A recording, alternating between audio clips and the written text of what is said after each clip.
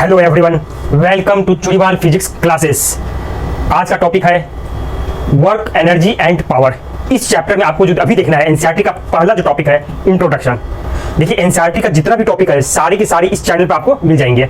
ये एक एक्स्ट्रा है जो सारी जगह आपको नहीं मिलेंगे किसी भी चैनल पर। हाँ, टोटल आपके रिवीजन भले हो सकते कहीं पर एक वीडियो में, लेकिन टॉपिक वाइज सिर्फ इस चैनल पर मिलेंगे। तो आप लोग इस चैनल को सब्सक्राइब करें। चलते हैं आज के टॉपिक की तरफ। इंट्रोडक्शन। आप क्या समझते हैं वर्क, एनर्जी एंड पावर? क्या समझते हैं?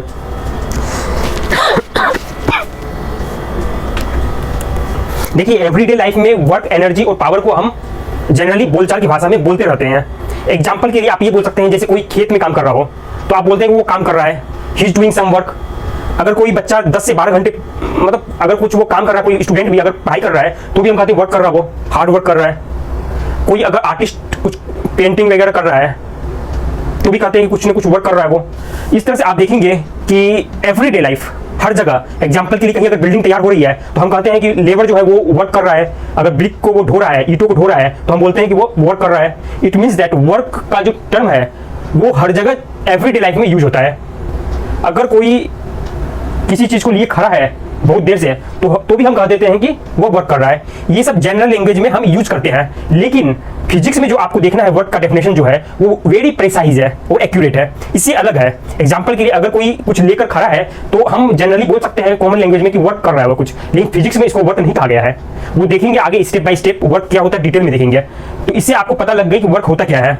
एनर्जी को एक तरह से चाहे आप फिजिक्स में कहें या कॉमन लैंग्वेज में लगभग एक ही तरह से आप बोलते हैं। एग्जांपल के लिए कोई 10 से 15 घंटा पढ़ाई करता है तो हम ये बोलते हैं कि वो अपना एनर्जी पढ़ाई में इतनी देर लगा रहा है। और एग्जांपल के लिए अगर कोई कुछ वर्क कुछ टाइम ड्यूरेशन के लिए कर रहा है तो हम उसको कह देते हैं कि एनर्जी वो डिसिपेट कर रहा है, एनर्जी उसमें लगा रहा है वो। तो एनर्जी जो है वो capacity to work, do work है। Energy is the capacity to do work.